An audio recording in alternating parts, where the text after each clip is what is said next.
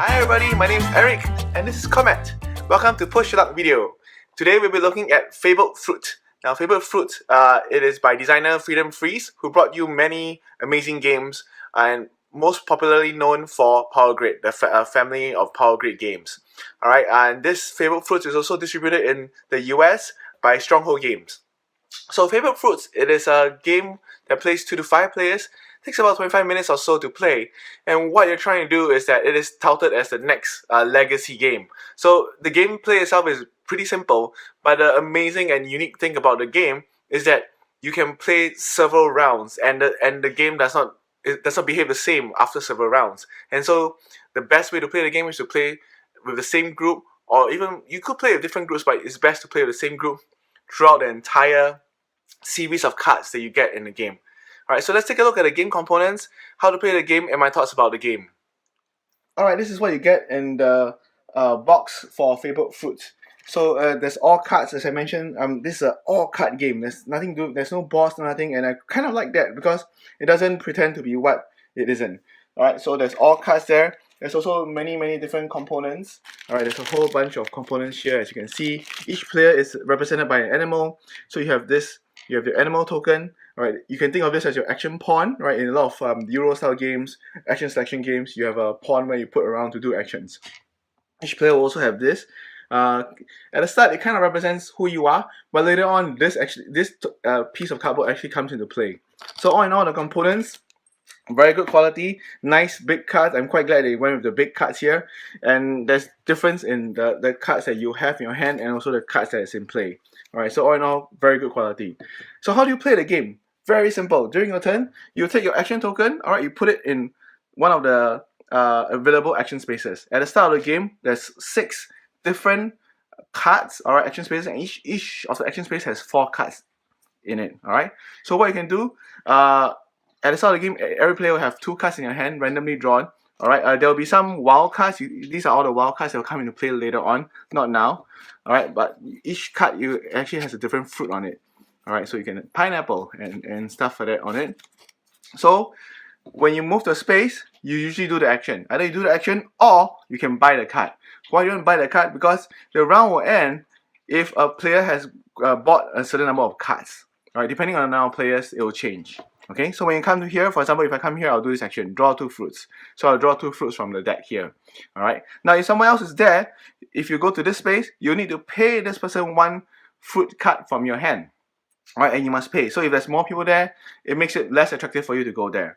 Now if you do not have any cards, you do not need to pay. Alright, so a lot of the cards later on, you need to pay stuff to do stuff. If you do not have any cards in your hand, you don't need to pay anything. Alright, so that's a benefit for not having any cards in your hand, which encourages players to play their cards as often as they can.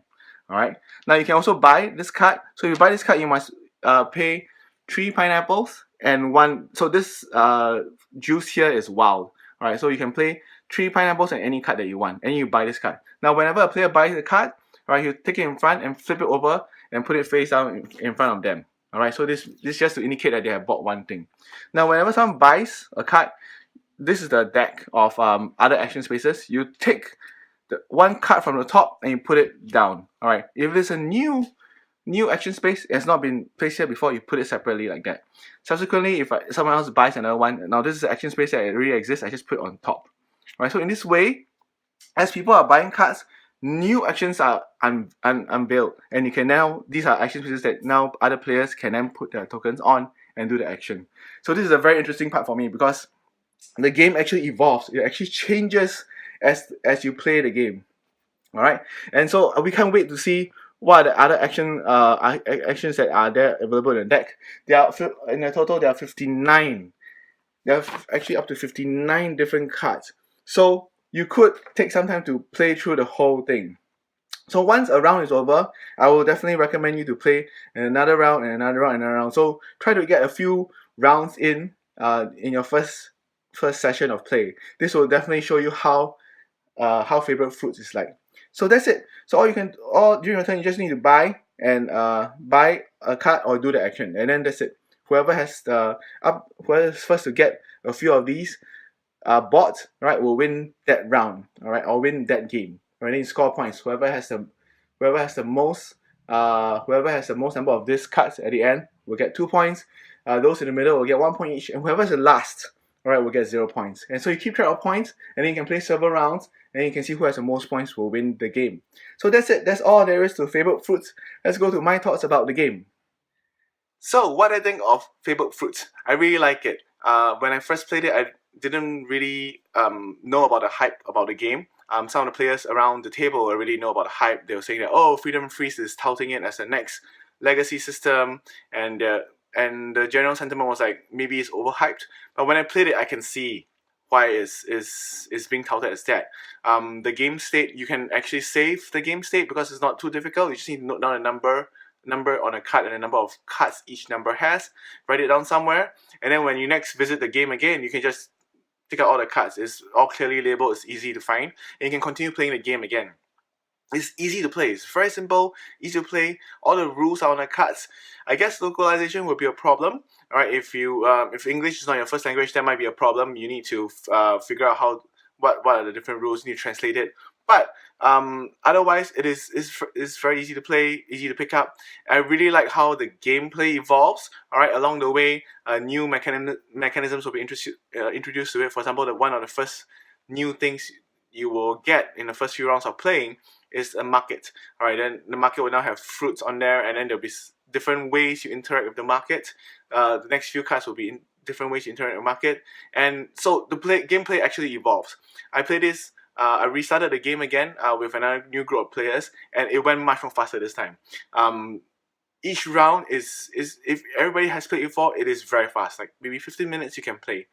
So it ends up boiling down to how the players guard each other.